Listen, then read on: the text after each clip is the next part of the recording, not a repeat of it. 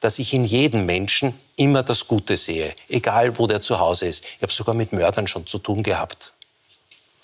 Das beruflich. ist jetzt ein bisschen ein sehr weites Spektrum. Nein, aber mein Humanismus ist, dass es Menschen sind, die ich alle gleich in ihrer Würde achte. Und bei einem Sender, bei einem Medium, diese Kritik rechtsextrem und gerade auch beim Verfassungsschutz, das wäre eine andere Debatte, was es da schon alles so gegeben hat. Hey Leute, heute schauen wir uns mal an, wie Walter Rosenkranz, der frisch gewählte Nationalratspräsident aus Österreich, die Linke im Studio ordentlich auflaufen lässt. Da geht's um sein Amtsverständnis und klar, die linke Moderatorin will ihn in die rechte Ecke stellen, wie immer. Aber Rosenkranz kommt dort genial und macht klar, dass er offen für Dialog ist, ohne sich für seine Position zu rechtfertigen. Bleibt dran, das wollt ihr nicht verpassen. Auf geht's! Jetzt gibt es eben auch sehr viele Personen, die gesagt haben, man kann mit ihnen sehr gut reden. Vor allem ihre Tätigkeit in der Volksanwaltschaft ist da aus den vergangenen Jahren immer wieder auch zitiert worden. Sie seien sehr konsensorientiert. Aber auf der anderen Seite gibt es dann eben auch ihre andere Seite sozusagen, wenn man das lesen möchte. Das hat man in den vergangenen Tagen in sehr vielen Kommentaren gelesen, wo sie dann doch immer wieder Berührungspunkte zu Rechtsaußen haben. Zum Beispiel haben sie am Wochenende gestern einem rechtsextremen Medium, ein Interview gegeben. Warum als Nationalratspräsident? Ich gebe allen Medien, die zugelassen sind, gebe ich Interviews. Jedes Medium. Sie nehmen an, Sie meinen Auf 1. Ja. Auf 1 ist ein zugelassenes Medium. Es ist nicht verboten. Und bei der Beurteilung zwischen, was ist jetzt rechtsextrem, da möchte ich ein bisschen aufpassen. Da steht im Verfassungsschutzbericht 2023, dass dieses Medium ein rechtsextremes Medium ist. Ja, steht unter Rechtsextremismusverdacht auch in Deutschland. Also ich glaube, mit der Verschiebung, was ist rechts und was ist rechtsextrem, für mich gilt es, sind Personen unbescholten und sind sie zugelassen und nicht verboten. Und aber die Kritik, die kommt... Ist das wirklich den einzigen Maßstab, den man ansetzen kann als Nationalratspräsident? Wenn mich ein Medium fragt, und da gibt es sehr viele davon, die zugelassen sind, warum soll ich meine Meinung niemandem sagen und das verweigern? Ich kenne andere Menschen, die nicht meiner Gesinnung sind, mit denen pflege ich trotzdem genauso auch diesen Konsens und diese Zusammenarbeit, dieser Pragmatismus, weil ich die Menschenwürde insgesamt achte, egal von welcher Seite. Da bin ich eben überparteilich. Und da gibt es ein Medium, das zugelassen ist, das erlaubt ist. Es sind keine Verbrecher am Mikrofon und hinter der Kamera. Warum soll ich mit diesen Menschen nicht reden? Vielleicht kommt da auch meine Ader sogar als Strafverteidiger mir zugute, dass ich in jedem Menschen immer das Gute sehe, egal wo der zu Hause ist. Ich habe sogar mit Mördern schon zu tun gehabt. Das beruflich. ist jetzt ein bisschen ein sehr weites Spektrum. Nein, aber mein Humanismus ist, dass es Menschen sind, die ich alle gleich in ihrer Würde achte.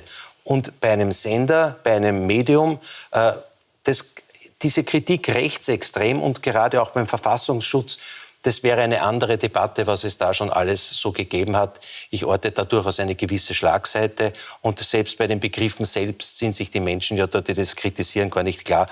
Da bin ich rechtsextrem, rechtsradikal, rechtsnational, rechtspopulistisch, rechtskonservativ. Das wird in ein Kraut und Rüben zusammengeschmissen. Nein, ein Medium fragt bei mir an und bekommt aufgrund der Fragen meine Stellungnahme.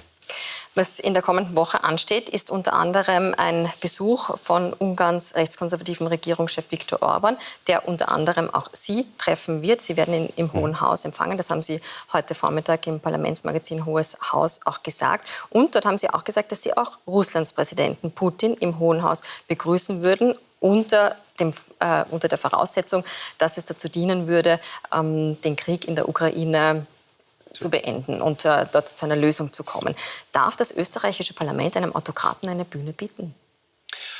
Ob es das Gebäude selbst, das Parlament ist oder wo er mich trifft. Aber für mich ist eines jetzt klar, und es ist ein großartiges Theoretisieren, weil es auch nicht stattfinden wird.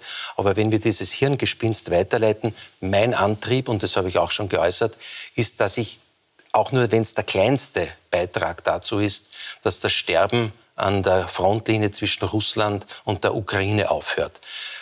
Wenn es mir gelänge, und das halte ich für sehr hypothetisch, weil ich glaube, das Weltgeschehen wird von Walter Rosenkranz in keiner einzigen Funktion, da kann ich der Überparlamentspräsident werden, nicht vorbeigehen. Aber wenn sich die Chance gäbe, hypothetisch, Ja, ich würde alles unternehmen und mit Wladimir Putin sprechen. Ich war ihm sogar schon einmal sehr nahe. Das war bei einem Wien-Besuch im Kunsthistorischen Museum. Allerdings war er an der Seite von Alexander Van der Bellen und nicht bei mir. Aber jetzt geht es ja auch darum, Sie sagen, Sie sind nicht das Parlament, aber Sie sind ja Parlamentspräsident. Ja, also ich repräsentiere. Ja auch, genau, Sie repräsentieren Richtig. das österreichische Parlament mit seinen österreichischen Werten, mit den Glaubensgrundsätzen, mit der österreichischen Verfassung. Ja. Ist das vereinbar, dann einen Autokraten zu empfangen? Da würde ich vorher alle 182 anderen Abgeordneten fragen und sagen, liebe Kolleginnen und Kollegen, Parlamentarier, soll ich den Versuch wagen, dort in den Friedensprozess einzugreifen? Und ich bin überzeugt davon, es werden alle sagen, ja, weil das Töten muss einen Schluss haben. Weil gleichzeitig muss man ja auch dazu sagen, Sie sagen immer, man soll mit allen reden, man soll Ja. einen Dialog suchen. Aber auf der anderen Seite, vergangenes Jahr hat die FPÖ geschlossen den Plenarsaal verlassen, als Volodymyr Zelensky, der ukrainische Präsident, eine Videobotschaft gesendet hat. Also wie passt das zusammen? Das war eine Privatveranstaltung, die dort stattgefunden hat, weil es ja nicht eine Nationalratssitzung war. Es war eine Einladung von, ich weiß nicht, ob es der Präsident gemacht hat, ob es von einem Club gekommen ist, ob es von anderen Clubs ist. Das sind die Clubs frei. Es wurde der Nationalratssitzungssaal wurde ausgewählt, aber es war ja nicht die Nationalratssitzung selbst. Würden Sie Volodymyr Zelensky noch einmal einladen, um zu sprechen vor dem Parlament? Ich glaube, ich müsste ihn nicht einladen. Ich lade auch Wladimir Putin nicht ein. Aber wenn es eben dem Friedensprozess dienen würde? Ja, wenn es dem Friedensprozess dienen würde, da würde ich alles unternehmen.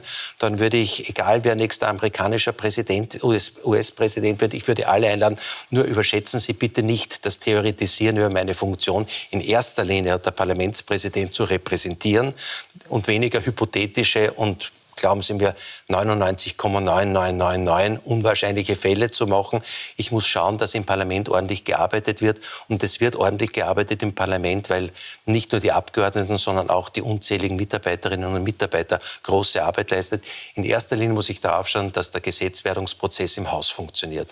Apropos ordentliches Arbeiten im Parlament, da haben Sie in Ihrer Eröffnungsrede, sozusagen in Ihrer ersten Rede als Nationalratspräsident, auch gesagt, dass es dringend notwendig wäre, dass U-Ausschüsse öffentlich übertragen werden. Das wurde schon sehr viel diskutiert, ist sich aber dann in der vergangenen Legislaturperiode nicht mehr ausgegangen. Stellt sich die Frage, soll das eine Live-Übertragung sein?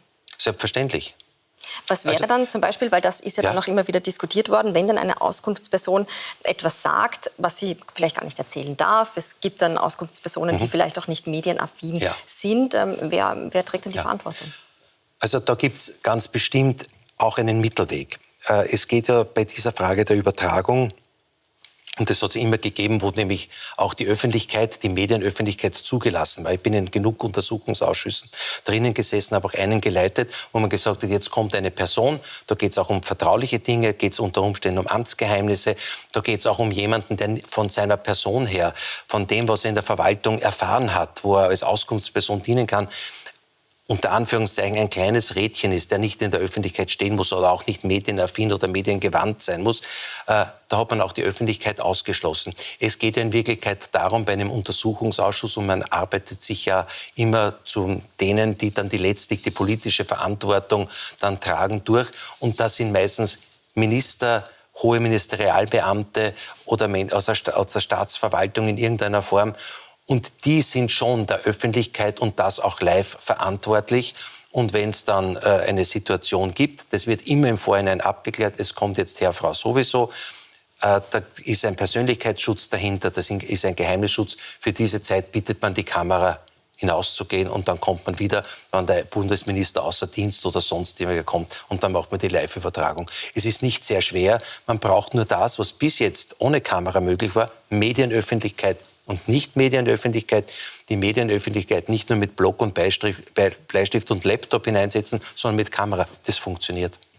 Dann noch eine andere Frage eben zum Arbeiten im Parlament. Derzeit laufen Sondierungsgespräche zwischen ÖVP und SPÖ. Die könnten eine Regierung bilden mit einer sehr, sehr knappen Mehrheit. Würde das aus Ihrer Sicht reichen, diese knappe Mehrheit, oder braucht es einen dritten Partner? Das ist nicht meine Frage, das müssen sich die beiden Parteien stellen, wie sie glauben, dass sie die Mehrheit regelmäßig und sicher in alle Abstimmungen hineinbringen. Aus der politischen Erfahrung müssen aber beide wissen, dass ein Krankheitsfall oder ein wilder Abgeordneter würde das sofort das Projekt zum Scheitern bringen. Diese Entscheidung nehme ich keinem Koalitionsverhandler ab. Herbert Kickl hat zu den Sondierungsverhandlungen gesagt, das letzte Wort ist noch nicht gesprochen. Was meint er damit? Ja, ich glaube, er sieht das vollkommen realistisch, dass jetzt Sondierungsgespräche begonnen haben zwischen zwei Parteien, die inhaltlich von den Wahlprogrammen komplett auseinander sind. Wir wissen noch nicht, was am Ende des Tages für ein Programm herauskommt, ob sich die überhaupt einigen. Ich glaube, ich gestern oder vorgestern gelesen, ich glaube, Bundeskanzler Nehammer hat gesagt, es wird ein langer, steiniger Weg werden. Der Clubobmann Babler hat gesagt, es sind schwere Unterschiede noch, die zu klären sind. Also es ist wirklich noch nicht fertig. Und solange das nicht da ist, auch das Scheitern dieser Gespräche kann ja möglich sein. Und dann müssen die zwei noch, vielleicht sogar noch einen dritten mit dazu einbinden. Es wird sehr kompliziert werden. Aber wenn sie es schaffen, dann sollen sie es schaffen. Eine abschließende Frage noch. Ihr Vorgänger Wolfgang Sobotka in Ihrem Amt hat wenige Tage, bevor es jetzt diesen Amtswechsel gegeben hat, Ihnen, das haben Sie in der Kronenzeitung gesagt, ein Überraschungsgeschenk hinterlassen. Nämlich 2 Statuen des Künstlers Erwin Wurm, die vergangene Woche geliefert worden und 240.000 € gekostet haben. Werden diese Statuen bleiben? Das kann ich Ihnen heute nicht beantworten. Ich habe heute den Kaufvertrag zum ersten Mal gelesen. Dort steht sogar drinnen, dass es über den Ankauf und über die Umstände, die es gegeben hat und so weiter, Stillschweigen von beiden Seiten gibt. Das muss ich jetzt mal rechtlich überprüfen, was ich über den Vertrag überhaupt sagen darf. Ich werde an das Thema, weil es ist wirklich unverständlich, gerade wo es Menschen in diesem Land nicht so gut geht, dass man mit einer Unterschrift von einem durchaus anerkannten Künstler, also an dem möchte ich keine Kritik üben, nicht, dass es wieder falsch verstanden wird, aber dass mit einem Schriftzug über 250.000 € ausgegeben wird. Ich möchte mir es genau anschauen, rechtlich prüfen lassen. Es hat im Vorfeld auch rechtliche Prüfungen gegeben mit unterschiedlichsten Ergebnissen. Aber ich möchte es auch mit meinen, so wie ich es angekündigt habe, überall und alles konsensual mit meinen Kollegen im Präsidium und dann auch in weiterer Folge mit den Clubs und mit der nötigen juristischen Expertise durchdiskutieren. Und dann wird es in irgendeiner Form eine Entscheidung geben, was damit zu geschehen hat oder nicht. Herr Rosenkrantz, herzlichen Dank für den Besuch im Studio. Gerne. Mach die Kreuze klar für